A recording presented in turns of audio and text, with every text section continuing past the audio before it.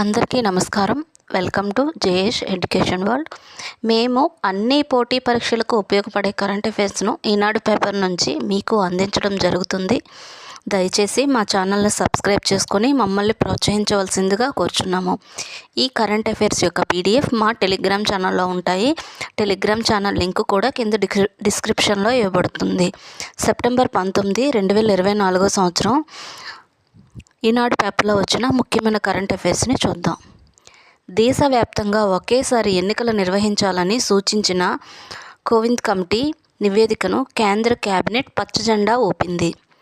దేశవ్యాప్తంగా 1951 నుంచి 1967 వరకు అన్ని ఎన్నికలు ఏకకాలంలో జరిగాయి.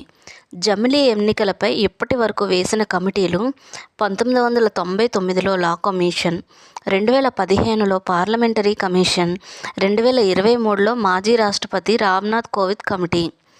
రామ్నాథ్ కోవింద్ కమిటీ 7 దేశాల్లో ఎన్నికలపై అధ్యయనం చేసి 10 సూచనలు చేసింది. కేంద్ర సమాచార ప్రసార శాఖల మంత్రి అశ్విని వైష్ణవ్ 128వ రాజ్యాంగ సవరణ 2023 సెప్టెంబర్ 21న చట్టసభల్లో మహిళలకు 33% రిజర్వేషన్లు కల్పించే బిల్లు 128వ రాజ్యాంగ సవరణ 2026లో జనాభా ప్రకారం లోక్సభ సీట్లలో 543 నుంచి 753కి పెరగొచ్చని అంచనా ఉంది. ఏపీలో వైఎస్ఆర్ లా నేస్తం పథకం పేరును న్యాయమిత్రగా మార్చారు. 1970 తర్వాత ఈ ఏడాది జూన్ ఆగస్టు కాలంలో రెండో అత్యంత వేడి సీజన్గా నిలిచింది. ఈ నివేదికను క్లైమేట్ సెంట్రల్ వారు ఇచ్చారు. జూన్ 22, 2024 సంవత్సరం అత్యంత వేడి రోజుగా నమోదైంది. జూన్ 22.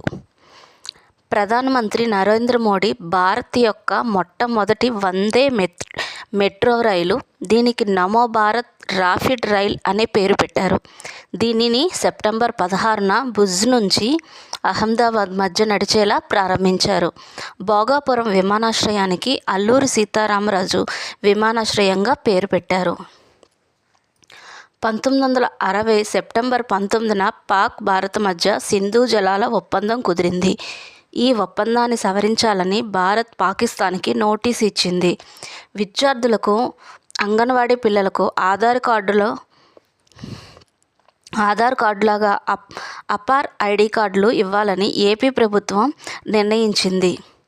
చంద్రయాన్ 4 ద్వారా 2040 నాటికి చంద్రునిపైకి వ్యోమగాముల్ని పంపాలని నిర్ణయించారు.